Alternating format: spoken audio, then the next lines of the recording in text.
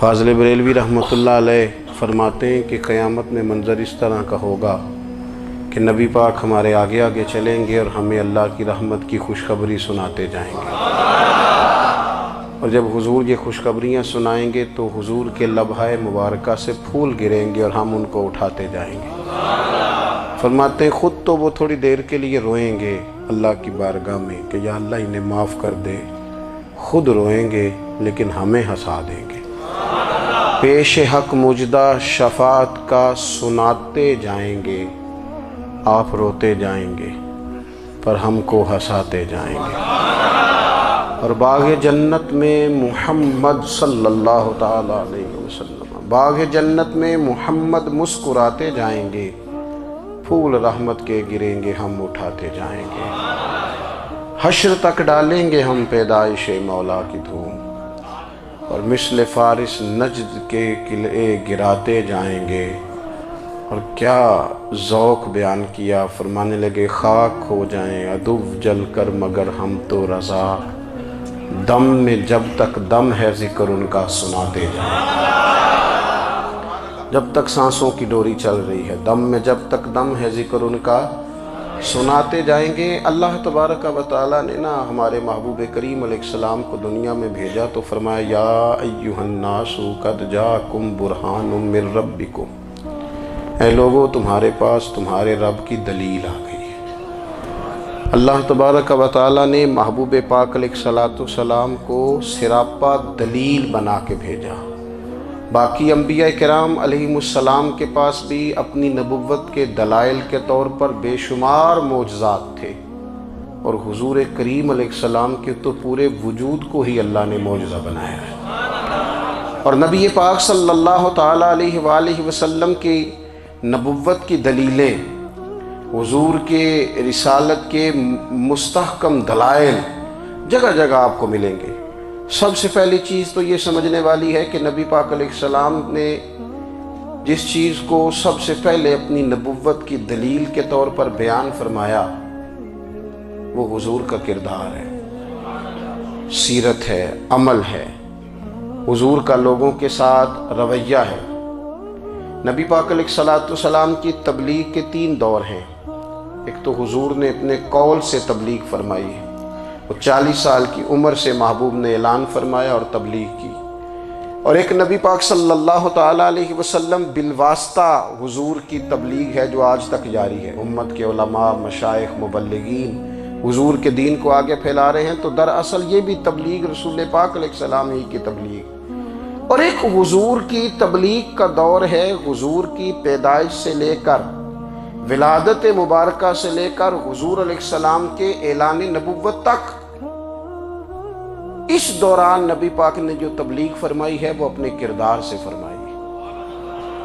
عرب کا وہ معاشرہ جو بڑا میلا کچیلا گدلا ہو چکا تھا، جس کے اندر سراسر مادہ پرستی کا زور تھا، جس کے اندر لوگ انسانوں کی خرید و فروخت کرتے تھے، جس کے اندر بیٹیوں کو زندہ دفن کر دیتے تھے، جس کے اندر جو آدمی جتنا زیادہ مضبوط ہوتا تھا اتنا زیادہ لٹیرا بن جاتا تھا، اس معاشرے کے اندر رسول کریم علیہ السلام نے 40 سال گزارے، اور اس طرح گزارے کہ جو بیگانے بھی تھے وہ بھی کہا کرتے تھے یہ صادق ہیں، یہ امین ہیں۔ اور جب حضور نے اعلان نبوت کیا تو فرمایا، یہ قرآن مجید کے لفظ ہے، فرمایا فَقَدْ لَبِثْتُ فِيكُمْ عُمَرًا مِّن قَبْلِهِ أَفَلَا تَعْقِلُونَ، میں تمہارے بیچ عمر کا ایک حصہ گزار چکا ہوں، تمہیں عقل نہیں ہے، شعور نہیں ہے۔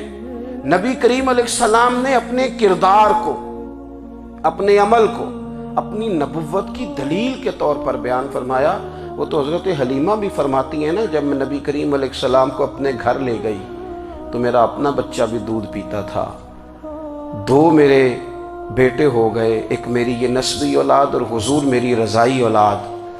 تو کہتی ہیں جب میں کریم محبوب علیہ السلام کو اپنے سینے سے لگاتی تھی تو حضور میرے ایک پستان سے دودھ پیتے تھے اور دوسرا اپنے بھائی کے لیے چھوڑ دیا کرتے تھے۔ یہاں سے رسول کریم علیہ السلام نے کردار کے ذریعے تبلیغ، اور پھر اعلان نبوت سے پہلے ایک تنظیم عرب کے جوانوں پر، عرب کے سرداروں پر مشتمل بنائی گئی، جس میں نبی کریم علیہ السلام نے بڑا حصہ لیا سرکار نے، اور بڑے اہم لوگوں کو شعور حضور نے عطا فرمائے، وہ اس جماعت کا فیصلہ تھا کہ ہم سارے جوان، سارے بڑے لوگ ملیں گے۔ یہ حضور کے اعلان نبوت سے پہلے کی بات ہے۔ ہم بڑے لوگ ملیں گے، کسی بڑے کو کسی چھوٹے پر ظلم نہیں کرنے دیں گے، کسی آدمی کو کسی غریب کا حق نہیں کھانے دیں گے۔ حضور علیہ السلام نے نا اپنے کردار سے، اپنے عمل سے، اور آپ کا جو عمل ہوتا ہے نا وہ اصل ہوتا ہے۔ ایک ہوتا ہے آپ کوئی بات کرتے ہیں اور ایک ہوتا ہے کہ آپ کوئی عمل کرتے ہیں۔ آپ جب عمل کرتے ہیں تو عمل کے ذریعے بھی لوگوں تک بات پہنچتی ہے کہ دراصل آپ کا اٹھنا بیٹھنا چلنا پھرنا کیا ہے۔ میرے رسول کریم علیہ السلام کا اٹھنا بھی ایک نبی کا، بیٹھنا بھی ایک نبی کا، بات کرنا بھی ایک نبی کا، معاملات زندگی کرنا بھی ایک نبی کا، لین دین کرنا بھی ایک نبی کا۔ ایک شخص کہتے ہیں میں نے اعلان نبوت سے پہلے حضور علیہ السلام سے کوئی چیز خریدی تھی اور میں نے عرض کیا تھا آپ یہاں تشریف رکھیں، میں پیسے لے کے آتا ہوں۔ میں 3 دن کے بعد آیا۔ دیکھو یہ بات کرنی کتنی آسان ہے، بولنی کتنی آسان ہے، پر 3 دن یہاں میرے بھائی کو کسی شخص کو 2 گھنٹے انتظار کرنا پڑ جائے تو لوگ کہتے ہیں الانتظار اشد من القتل، یہ تو قتل سے زیادہ تکلیف والا معاملہ ہے منتظر رہنا کسی کا۔ کہتے 3 دن کے بعد میں آیا تو میرے رسول کریم وہیں تشریف فرمایا، بس اتنا فرمایا یار تم نے مجھے بڑی تکلیف میں ڈال دیا، 3 دن ہو گئے یہاں رکے ہوئے۔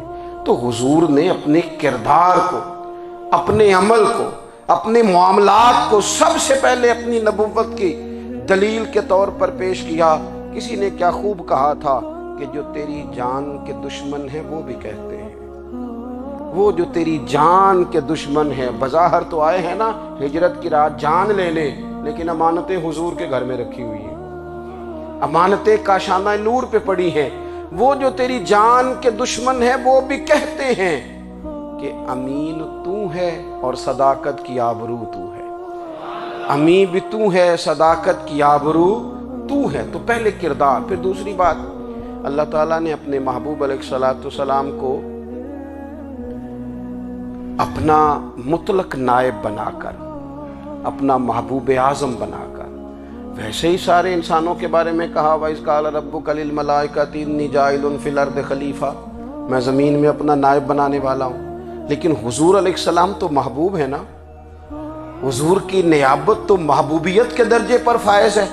تو رسول پاک کو رب کریم نے اس طرح کا بنا کے بھیجا کہ حضرت عبداللہ ابن رواحہ رضی اللہ تعالیٰ عنہ بیان فرماتے ہیں کہ اگر حضور کوئی معجزہ نہ بھی دکھاتے، نبی کریم علیہ السلام سے کوئی اعجاز لوگ نہ بھی دیکھتے، تو محبوب کا تو چہرہ ہی اس طرح کا تھا، لوگوں نے دیکھتے جانا تھا اور کلمہ پڑھ کے جانا تھا۔ لیکن باوجود اس کے میرے رسول پاک کا اعجاز یہ ہے، کمال یہ ہے کہ حضور کبھی اشارہ کر دیں تو چاند 2 ٹکڑے ہو جائے، کبھی دعا مانگ دیں تو ڈوبا ہوا سورج واپس آ جائے، کبھی محبوب گزرنے لگیں تو پتھر آپ پر سلام پڑے، کبھی حضور پہاڑ پر چڑھ جائیں تو پہاڑ وجد میں آ کر جھومنے لگے، محبوب کا کبھی نماز پڑھاتے ارادہ بن جائے تو اللہ تعالیٰ قبلے کا رخ ہی تبدیل فرما دے۔